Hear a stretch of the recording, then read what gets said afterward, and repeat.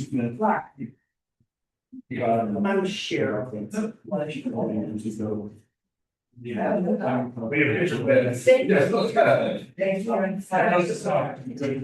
I thought I told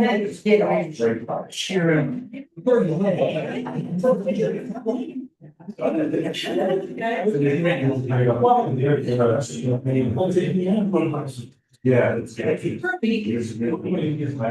literally 20 below temperature. Oh, yeah.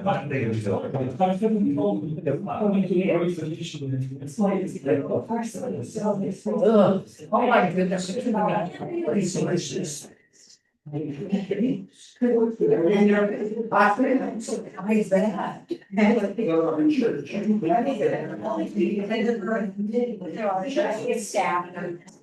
Oh. Yeah,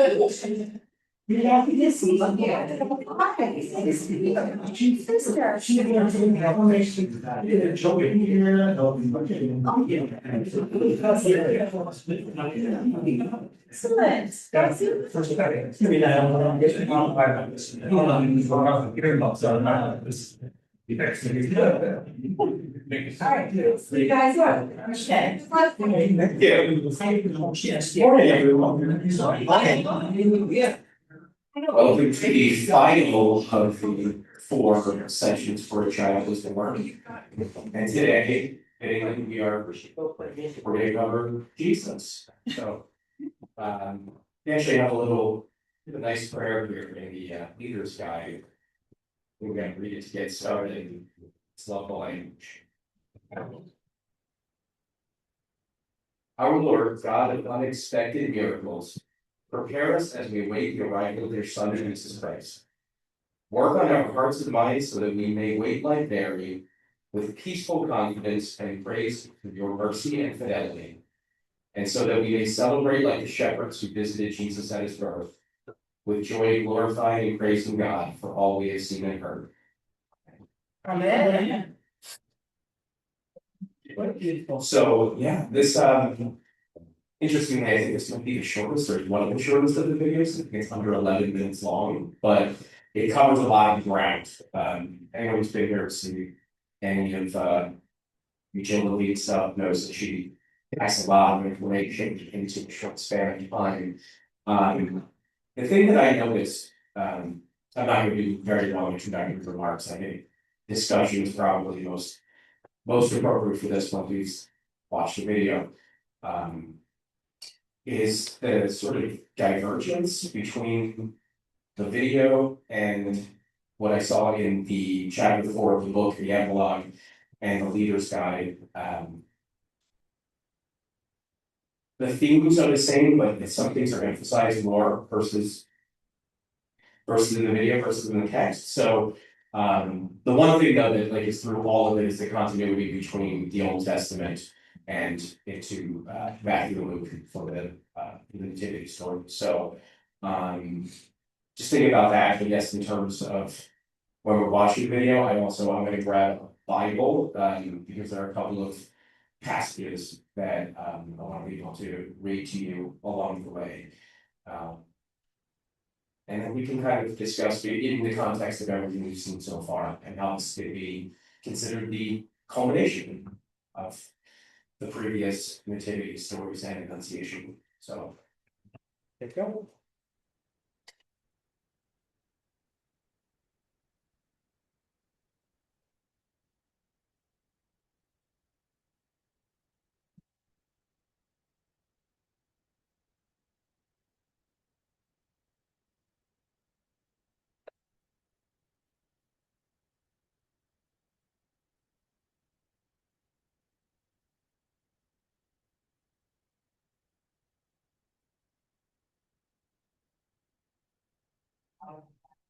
I like to start with the New Testament and then read backwards to find out what new things I see when I go to story in Genesis or Judges or First Samuel or Second Kings and so on. So when I read the stories of the Annunciation of the birth of the future John the Immerser, John the Baptist, what I find is here's Zechariah, the future father of John the Baptist, in the temple serving at the altar, serving God. And then I think, well, Abraham got an annunciation when 3 angels came and Abraham winds up serving them. It's a different form of serving, but it's still a form of service. And I look at the story of how the angel says to Zachariah, your wife Elizabeth, who's had trouble in the fertility department, she's going to have a baby. Zachariah very practically says, well, I'm old, my wife is old, how is this going to happen? And that's exactly what was going on with Abraham and Sarah. Except Abraham and Sarah laughed, and Zachariah, because he doubted, is struck mute. And I'm wondering underneath, even though he can't say a thing, there's still a little bit of a chuckle going on and smiling on his face. Or I look at the story of poor Zachariah in the temple, so confused. And then he's going to have to go home and explain to his wife, by the way, I saw an angel in the temple, and the angel told me that you're going to get pregnant. Good thing Elizabeth can read, because he has to write this down. I can't imagine doing this in sign language.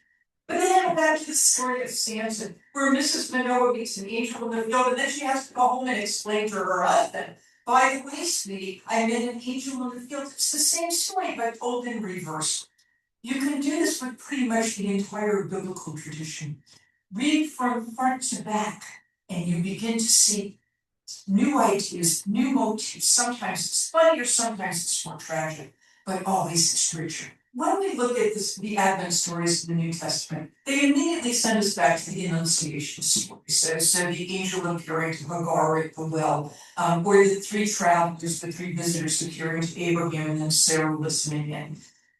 We might think about Mrs. Manoah and so on. But there are other stories of childbirth where there is no Annunciation. And the one that particularly strikes me is the connection between Jesus and Moses. So Moses, there's no Annunciations, and it would be strange if there were, because the story of Moses is set at the beginning of the book of Exodus, where the Israelite people have been enslaved in Egypt. For generations, they have been enslaved. This is not necessarily the best time to be told you're about to have a child. But this is also a time of danger. And it reminds me of the danger that baby Jesus faces in the Gospel of Matthew, when Herod the Great wants to kill all the babies in Bethlehem because he's worried about a rival king. And that sends me back to the story of Moses, where Pharaoh in Egypt is worried about all these Israelites who are multiplying, and he's worried that if they multiply too much, they might revolt against the country. Both stories are set in times of political danger. Both stories give us desperate mothers who have to protect their child, Mary who has to protect her child and therefore the flight to Egypt, Jochebed, the mother of Moses, whose desperation prompts her to build an ark. And that's actually the Hebrew word teva, like Noah's ark. And she puts baby Moses in this ark, and she floats him down the Nile River. The sister is watching through the bulrushes, hoping that some Egyptian will pick up this child. And then we wonder who else might take care of baby Jesus. Who in Egypt, of all places that Moses can actually provided aid to Mary and Joseph and baby Jesus. What do we think about alternative families? Pharaoh's daughter, she has no name, neither does Pharaoh for that matter, raises baby Moses as if it's not just your biological family that's so important, it's the people who take care of you and the people of whom you take care. And that reminds us of how Jesus says, who are my mother, my brothers and sisters, those who hear the will of God and do it. As if Moses might be thinking, who are my mother, my brothers and sisters, not just my biological mother, but also Pharaoh's daughter. I found in the Bible that a number of people, once they get past the Decalogue, past the 10 words from Mount Sinai and Exodus, they go, oh, this is a bunch of legal material, and then they kind of skip the rest of Exodus, skip most of Numbers, pretty much skip all of Deuteronomy. And then, finally, we're in Joshua. We've got plot line again, we've got narrative. And when it gets up into what's called the Deuteronomic history, 1st and 2nd Samuel, 1st and 2nd Kings, they take out, here's the story of King David, we kind of like that. Here's David and Bathsheba. You get up to 2nd Kings, you're past Elijah, you're up to Elisha, and it's a lot of political history and lots of details, and people kind of fall off by believing them. And it's really too bad. Because there's a wonderful story about a type of annunciation, a type of miraculous story. And it concerns the prophet Elisha. He's the one who inherited from Elijah. When that chariot swung low and picked up Elijah, Elisha's the one who literally picks up his mantle, which I used to think were those things on top of the fireplace, but it really means a boat. So Elisha is now in the role of Elijah the prophet. And Elisha is even more politically involved than Elijah was. So he's doing this political thing. Meanwhile, as he's going from town to town, there's a relatively rich lady who's known as the great woman of Shunem, the great lady. We don't have a name for her. And she's managed to convince her husband, who's a very wealthy family, that because Elisha's coming back, day after day, week after week, maybe they should build him a little apartment. I'm thinking with a nice little kitchenette, maybe a nice bathroom with an on-site shower. And so this is fine. So he's staying with her, she's taking care of him. It's a little on the weird side that things happen. And Elisha wants to do something with her. So he says to his servant, whose name is Gehazi, she's next some check, what should he do? And Gehazi says, well, she doesn't have any kids. Which is one of those indirect responses, like maybe you should do something. It's not that she wanted one, but she eventually gets them. And I think this is a story comparable to the Samson story. There's something funny going on here in a variety of ways. There's humor in the background. There's a woman who was infertile, never asked for a child, and then a prophet or an angel provides for one. And what makes this story particularly impressive is a little later on, after she has a son, the child gets sick. And she sends to the prophet Elisha, and she's shacked on both. This is a replay of the story of the widow of Zarephath, and we know her from the Gospel of Luke chapter 4. She shows up in Jesus' synagogue sermon. In both cases, we have a mother with a sick child, and they call upon the prophet, do something, do something. Well, when it comes to the widow of Zarephath, Elijah comes and does something pretty immediately. But in the case of the great woman of Shunem, Elisha said, I'll send my servant Gehazi. And the woman packs up and goes to him and says, you come yourself. I like this lady, this great woman, who has taken care of the prophet and in turn insists that the prophet take care of her child. All of these stories of annunciations, of births, of parenthood and of childhood, they're all variations on the theme. And Jesus is yet one more of those variations. Whenever we look at the stories of Advent, the first 2 chapters in Matthew, the first 2 chapters in Luke, we do well to go back to the births that we have back from the earliest time. The birth of Cain and the birth of Abel, the birth of Ishmael and the birth of Isaac, the birth of all of Jacob's children, the birth to Isaac of Jacob and Esau, the birth of Samson, the birth of Samuel, the birth of the son of the great woman of Shunem. Each of these stories plays into the story of Jesus.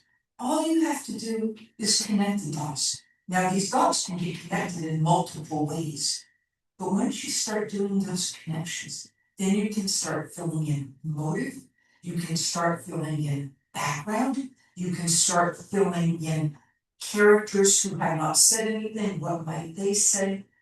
And then finally, for all of these stories, they raise for us our own moral questions. The best way of reading the Bible is to begin by asking yourself, what does this text mean to me? So we read the stories of Jesus, and we ask, what do these texts mean to me? And then we go back and we read the Old Testament stories. Then we can ask, how much more do these texts mean to me? The people we call evangelists, the authors of the Gospels, Matthew, Mark, Luke, and John, knew what today is called the Old Testament. They would never have called it that because there's no New Testament for one to be old. But if you think about the term Old Testament as foundational or bedrock, I know old status. Then when they told the stories of Jesus, they would have told them with these Old Testament stories in mind. So on the one hand, if we want to take a high view of biblical authority, we can say that the authors of Genesis and Judges and 1 Samuel are foreshadowing Jesus. Or we can say these stories were so powerful in the minds of the evangelists, so powerful for Jesus himself. This is the Bible.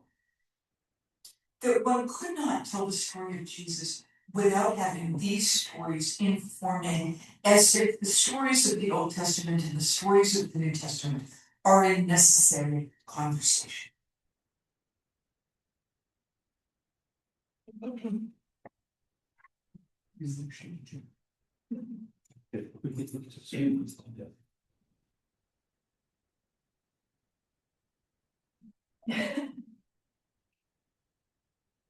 So a lot of stuff that wasn't Jesus in the beginning. Um, the biblical foundations part of the book, what that has kind of be nativity, the enunciation of nativity part of it. I think that's something that I really like to focus on. Um, that was kind of the birth story relation to the Old Testament. But the book really kind of emphasizes Mary and also gives some nice private place to Joseph, who does not get mentioned much in the Bible, and probably not as much as he should in discourse anyway. Actually, quite a bit of context in here, and how Joseph was one in the lineage of David, so that's important. That also kind of explains why the going to Bethlehem in the beginning of the nativity story. But also the potential embarrassment of being betrothed to a woman and find out when approximately 3 months pregnant with Jesus. And they would say, the Bible will say, oh, he will quietly divorce her later. So the parallel there sort of with Hagar and kind of almost sending her away possibly after the birth of the child. Ishmael and Jesus probably have the most interesting parallel according to the text. And she really emphasizes how the names, so something I found very interesting, the names and the intertextual aspect of the Bible, what the words mean, and what the translations, different connotations mean from Hebrew for the Old Testament, Greek for the most part for the New Testament, and into English for us, and how they kind of change, including Mary saying that she is a servant of the Lord or a handmaid, but the word used in Greek can also translate as slave. She was not a slave, she was not in bondage servitude like Hagar was, but for a free person at that time, Amy Jo Levine suggests that slave is like a slave of the Lord. So that she actually like willingly is performing for God in a role where it's really not her will, it's God's will. And you hear that sort of in the, at the Annunciation saying like, okay, this is a lot, but it's God's will, so let's go forward with it. She was not beholden to anyone else other than her, her soon-to-be husband, really. But she keeps focused on God, and that's kind of the sort of fulfillment of the covenant and the reason why that she is set has such a private place, because it's going with God's will as opposed to her being specifically important for some specific reason.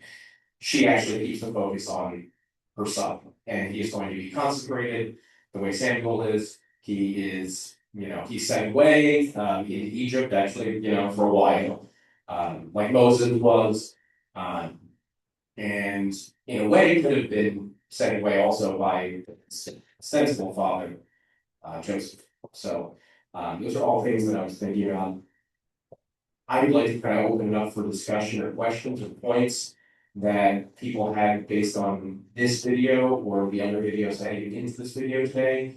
And I can do my best to maybe answer or let everyone else kind of come to an answer. So, yeah, does anyone notice anything about this particular, I think it's 10.5, 11-minute video today that stood out compared to the other ones so far?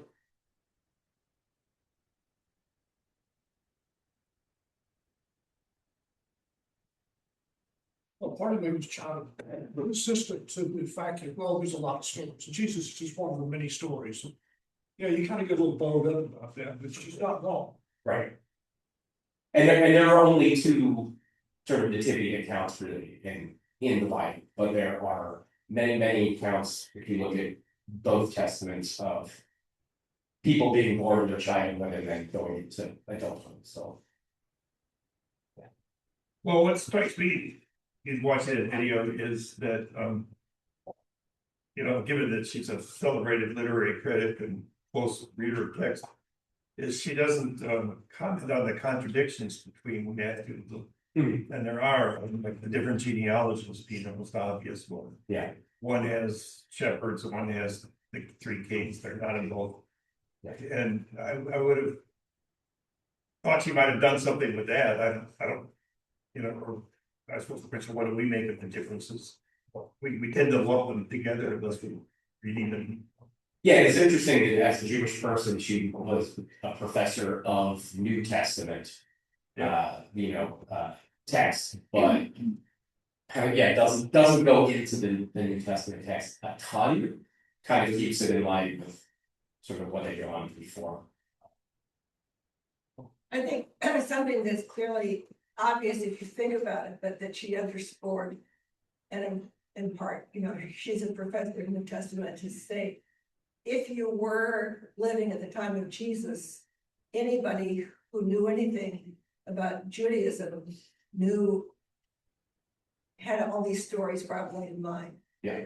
And so that it's not, so that her associations maybe are more obvious at the time than they are to us now. Not that none of us knows any of them, but the number of them that she brought up was kind of striking throughout, as opposed to, you know, one or two. I mean, she talked a lot about Moses here, but Yes. those others. Yeah. And it seemed to scrupulously avoid mentioning anything of the Old Testament that was prophetic. It was historical. She didn't really dive into the things of the Jesus story that seemed to align with, I guess, like Isaiah and Jeremiah, like mostly for what Christians would say would be the fulfillment of prophecies that can come. But Jesus being in line with a lot of very special Jewish children, definitely. So I don't think I realized that the shepherds are in one gospel and the magi are in the other. The shepherds are in Matthew. I don't remember which Which one is she's another contradictions, the shepherds are aloof, the magi and Matthew. And to me, that kind of makes sense in a way. The reason why is Luke, he was focused on everybody, the Gentiles, everyone. And then so, I remember the Jewish, they were occupied, you know, they were royalty and the majesty coming, the Messiah coming. And so we have two different ideas of people coming, what's important. So, you know, Luke and Matthew weren't present at this event. Right. And so these stories are being related to them, and then they're writing them down. And so when they're writing them down, you know, they're thinking about things that were important to them, and that they're trying to relay that to their from their point of view. So to me, that kind of makes sense, because we can all hear a story and we'll pick out what's important to us and we'll share that with somebody else. And that's probably what Matthew did as well. I mean, that's the way I just play it. You make a good case for why they're different. But you know, if I were in a court of law and I have these two accounts, But the fact that they contradict each other makes you think that neither of them is correct. They're both making it up. You know, there's no consistency between them. Well, I think there is some consistency if there was a child born, miraculous child born. Yeah. So we know that. Well, not miraculous. Well, there was a child. So there was a child born, and Jesus was, and it talks about this event of his birth. But at the same time, when you have eyewitnesses even coming before, none of them have the same exact story because they see and experience things differently for their own witnesses. And so, I mean, when you go to court, if people are going to discuss the things that affect them the most, one might have a point of view of something horrible happening here, and one might have a point of view of happening over there.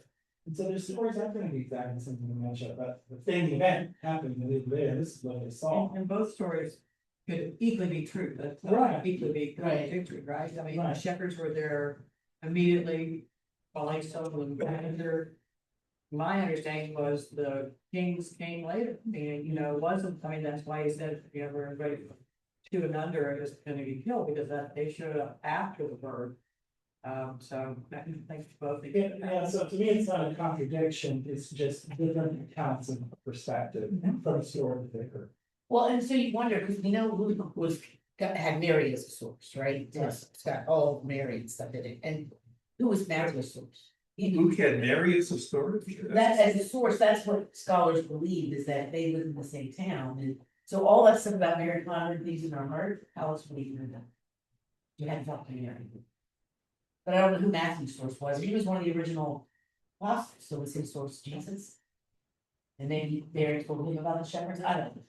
I mean, I think the Gospels were originally not signed like by specific people. So a lot of it is like holy tradition, but yes, I think, and Matthew and Mark align in a lot of ways, so I think that was a sort of basis source, but not like, it wasn't just, this is a longer elaboration of that, but I think that that oral tradition before it was actually written down in those couple of decades after the crucifixion, before the Gospels were put to parchment cascade, whatever. I feel like that. So it makes sense. It also makes sense that people write different, slightly different audiences. Well, yeah, emphasize different things. But yeah, it seems Luke has a very Luke has a larger chunk of Annunciation, Nativity, and Jesus as a youth, as a child. Yeah, that's and Joseph actually is in there as well. So don't know what that means in terms of the aim of the writer or writers, but just something you notice when you see in a text. Whereas Matthew really gets into this person begat that person begat that person. So that's Jesus' lineage is more important than sort of telling a narrative as more detailed narrative. So pretty interesting in that regard. And I think you're right. I think relying on either of them to say that this is an accurate, right? This is an accurate rendering of what really happened, or even the both of them together. I think there are things that happen. Obviously, we wouldn't be here, I don't think, if we didn't believe what was in the Bible, right? And most even secular, scholars believe in the historicity of Jesus. So at least some of these things did happen. I think both of them tell an aspect of the story, and there's one also that's not, obviously. Right. I mean, just not having anything for Jesus from 12 to like approximately 30 years old is big gap. And the only thing that even mentions that is basically it's like, and then Jesus like grew in wisdom and years, and ostensibly was taught the trade of being a carpenter and fitter by Joseph. That's about it. But yeah, it's funny, even though it's only like 11 minutes, it took a little while to get to the Jesus part, I think. But I mean, the Bible also takes a while to get to the Jesus part, so those into books, but why do you think two of the Gospels leave the story out altogether? I would say John is definitely a completely different narrative and not a synoptic gospel. It just is. It's a different thing. And obviously there are other gospels as well that are not canonized, right? So actually she mentioned this not in the video, it's mentioned the Proto-Evangelium of James, which is not a gospel, but it's a later story. Which is another oral traditional thing. It was second century AD supposedly, and that's where some of the Eastern Orthodox who they kind of have the story in their tradition of Joseph being a much older man, which I found very interesting because if at the time, if it were the normal course of things, Mary would have been in her late teens and Joseph probably his 20s when they were betrothed. That seemed to be most common in the Jewish community at that time. But Joseph being significantly older, that kind of came from like a later thing. I think also some of that might be a little ex post facto explanation of why it says brothers and sisters of Jesus in the Bible. And I'm like, oh, he did have brothers and sisters from Joseph prior marriage, and he was a widower, and he was an older man. So, that's not the Jesus brothers and sisters thing is in the Bible. It's never fully explained, and there is quite a bit of argument as to the exact meaning connotation of that across different groups. But that, yeah, there are gaps, and there's a Rashomon aspect to that, and that's a movie I kind of want to show with for Faith and Phil at some point, just to get people thinking about those sort of things, because 4 different people can have 4 different stories about the same incident, and all of them can be kind of true. And for a funny way, I guess the Clue is also like that at the end, but the narratives are not reliable the way that a detective would want them to be, but story wise. I also just want to underscore something that you said, that she said, and that is, if we all knew the original Hebrew or Greek New Testament, then some of our understanding would be a little different from in translation. Because even, you can go now, do a search engine and get all the different translations in English. Yeah. Or the same words. And so it's just, and then when she talked, she had a funny comment about herself. She used to think a mantle meant what you had on the top of your, Right. but mantle is a cloak, and then she talked about ark, and I've never heard anybody say that ark of the thing that the Pharaoh's daughter found, that he was in an ark, and so an ark has a certain meaning for somebody, if you're reading in the original as opposed to however they translated. I can't remember, but he was found under the bulrushes or something. Yeah. But I don't remember that they. Yeah, it's like a raft or something like that, like So Bastard breed. Yeah. But to say ark, that's very specific, and then references Genesis also before, arcs come up, they're pretty and prominent. the Ark of the Covenant to me. So Noah's Ark of the Covenant, so, I don't know, I would love to get like one of those interlinear Bibles that give you Hebrew and Greek, and I guess, small amounts of Jesus words are Aramaic also, like, red letter text and everything else. So that into English would be maybe a Christmas present she has for them, but. And plus also time to read that, since it's, it's the length of the Bible times 3 with it.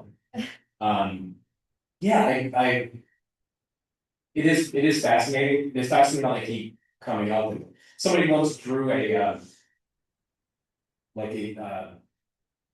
connection thing, like the way you would do a puzzle when you're. They did that with all of the New Testament references that have an Old Testament analog or reference or thing to it, and it's just a blur of lines. Like there's no, it's not like, well, here's one, and it's like, it looks like a big plate of angel hair spaghetti.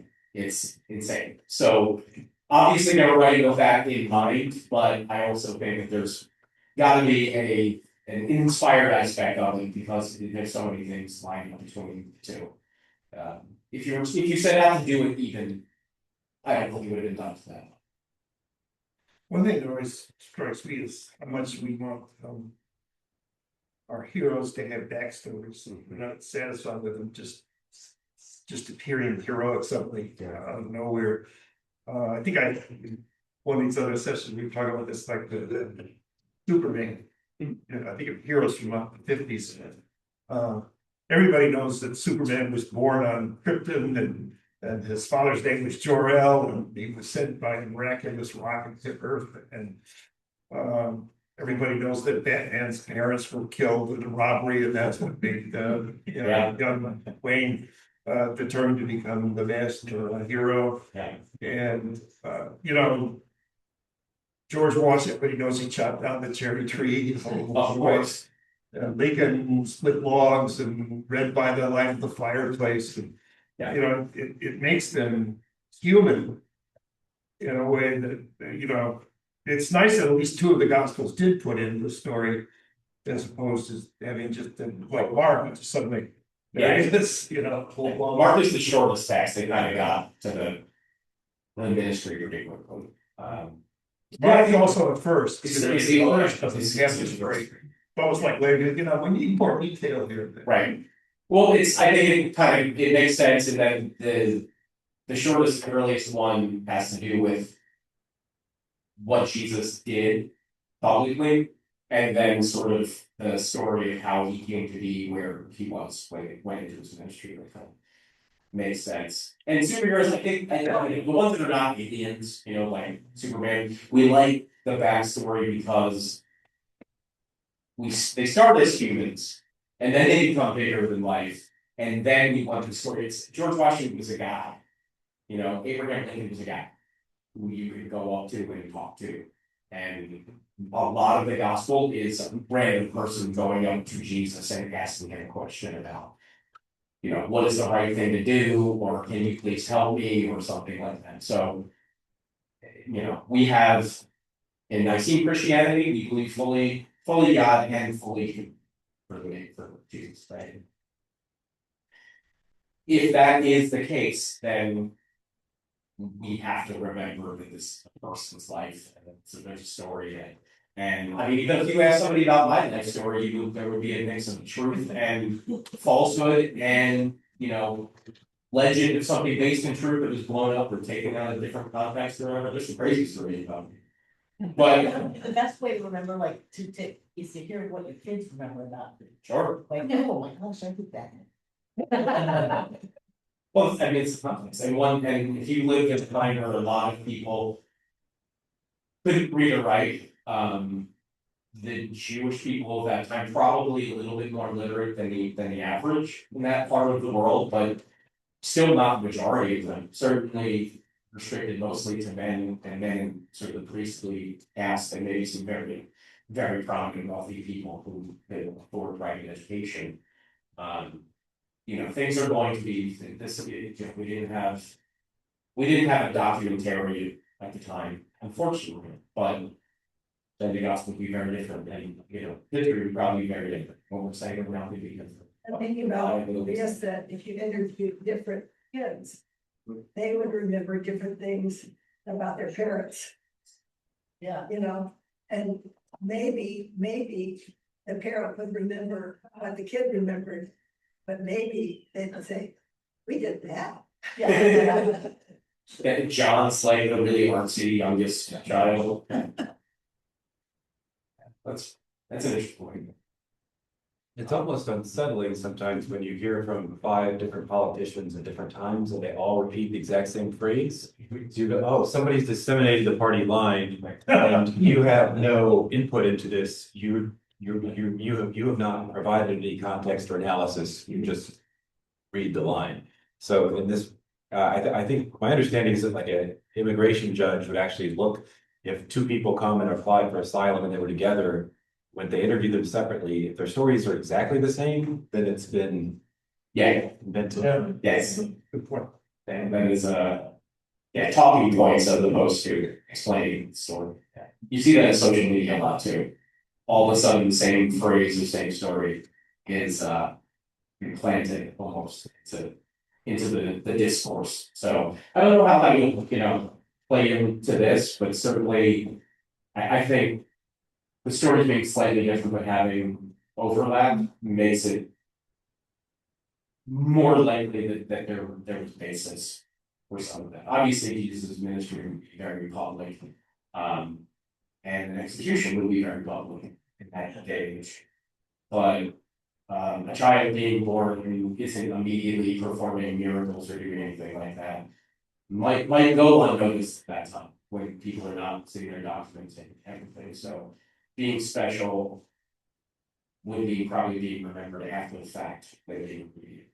documented. Also, they were, I mean, at this time, then that part of the world was being occupied by foreign colonial power who didn't have a ton of, let's say, motivation to document something that was happening with a particularly special Jewish child. So, especially when the Jews at that time were very much like, messianic sort of mode, like waiting for a special person to come up and take the mantle. So yeah, I don't think Roman historians didn't have a whole lot that would make them want to get the story out. And also Christianity was persecuted. I mean, first by Jews and then also by the Roman Empire for a couple centuries. So these stories also were not able to just be publicly, we're not always going to be publicly, but I mean, we had some great evangelization, but a lot of these people were meeting and talking one-on-one and sharing the stories for one day. One thing that makes the story unique is that it's probably the only story we have from antiquity that tells us the story of a powerful person. As is done with it biographies written. All our other biographies are generals or emperors or great prophets or something like that. But here we have the kind of nitty gritty of this most common man, peasant. Yeah. One of the bottom biographies of Jesus in the life of Jesus, Jewish peasant of the first century. Think of him not as God, or it's a savior, but if you just think of him as another, one of a carpenter's kids. But it's just, So in these stories, we get an insight into the life of common people. Oh, yeah. Just this. And they have the forensic anthropologists to try to put together like what would Jesus have looked like in reality back then, as opposed to more cultural depictions. How tall would he be? Would his hair be long? Would it, there are all sorts of trying to piece it back together to give people kind of like, I guess, sort of a reminder of that human Jewish life of that time, 2,000 years ago.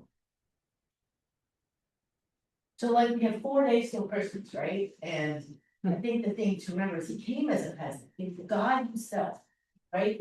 Loved us so much that Jesus humbled himself. And so the joy of that love is that as we go into these next 4 days, like worry about shopping HEP and everything, it's just let's shine that love and that joy, because it is an amazing thing, right? That's why we're here, that we have eternal life, because this God, our God, loves us so much, he healed us in a very, very difficult way. So like that's as just to remember that and carry that joy with us in the next 4 weeks, so that people will ask the reason for your joy, right? Not get lost in the busyness of Christmas. Yeah, it's literally means good news. So That's right. We have to remember that. So and I think that's like the Annunciation, everything like that. Someone who's been trying to have a baby for a long time, they find out that they're going to have one. That is the good news. Jesus is good news, and it starts with Mary at the Annunciation, and then obviously the life with a horrible end, but then a new beginning. Good one. Any other insights? I've thought about that before, that you could have picked a time when crucifixion was not the way you were killed. Jesus could have been the emperor's son. Jesus could have been, however he wanted to live. But yeah, it was this extremely humble way of coming, and you could have gotten the job done as an emperor's son. Or,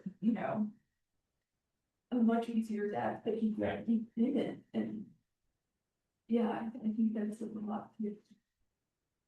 Also, I mean, his like he could have been Herod's son or something like that as well. That would have been awkward. But it would happen. But Yeah, I think that's actually like part of the point. I mean, like, Jesus was persecuted when he was literally an infant.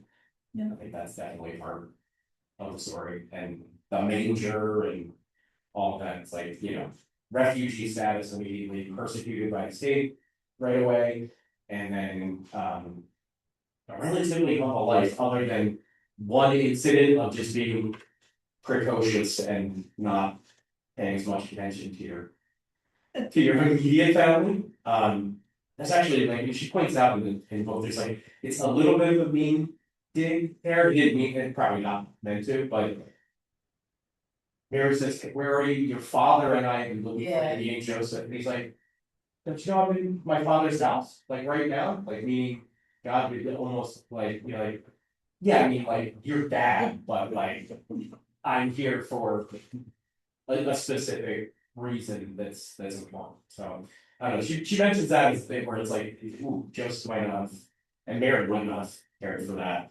a whole lot, but probably understood the greater point. I think Mary seemed to be actually like throughout the narrative, she seems to be able to have a pretty good head on her shoulders for being a young, humble one. And Joseph also never gave up. I mean, that's one thing we do say is that Joseph stayed with them until, they said they stayed with him until he passed on. And was a pretty great father to the point that he's kind of the picture of that now. They don't, we know about, I don't think it's not scriptural, but we know that Jesus was circumcised. Yes. But we don't have anything about his bar mitzvah. Yeah. And it's interesting, I think what they included in the story and what they, even anecdotally, I don't think there's any alternate, non-canonical gospel that talks about the day Jesus was called to read the Torah and teach it, which presumably was a big event in his life. And I don't know. Bar mitzvah became more prominent in most Talmudic. So, but on the other hand, Also, that's what been happening because he was in the temple. Yeah, that's age 12. That's roughly the. This is pretty fact of our. Yeah. They thought about that. But yeah, that was one of the outgrowths in Talmud. Yeah, I think it would not have been anything like a bar mitzvah at 13 exactly, but that was not the time that a Jewish boy would be considered like to have like the moral instructions. Yeah, so it's very possible that 12-year-old story about 12 was he would have been beginning his study of the Torah, so that he would have been illiterate and Yeah, one of the first things he did, I think it's in the Gospel of Luke, where he went to the synagogue and read from Isaiah, to stop with the famous comment. Yeah. Because the first part of that talks about things that will be fulfilled with his first coming, and the rest of the verse talks about things that will be fulfilled with the second coming. Because he said, and this was even included in the Annunciation, this God will give him the throne of David. Well, the throne of David didn't exist during his lifetime.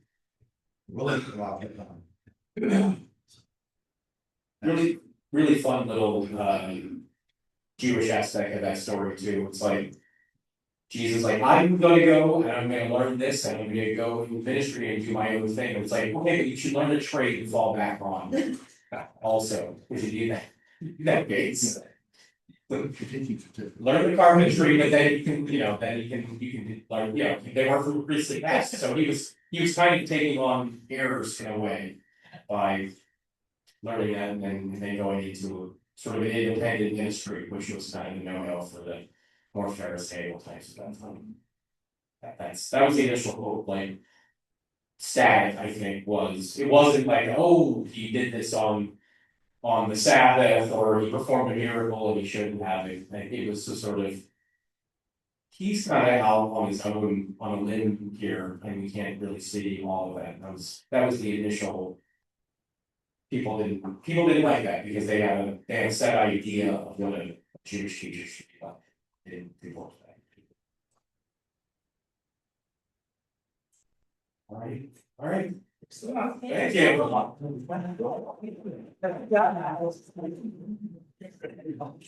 Thank you, Jared. You gonna hold on to those, or do I need to give them back to someone? Okay, and let's keep on. Thank you.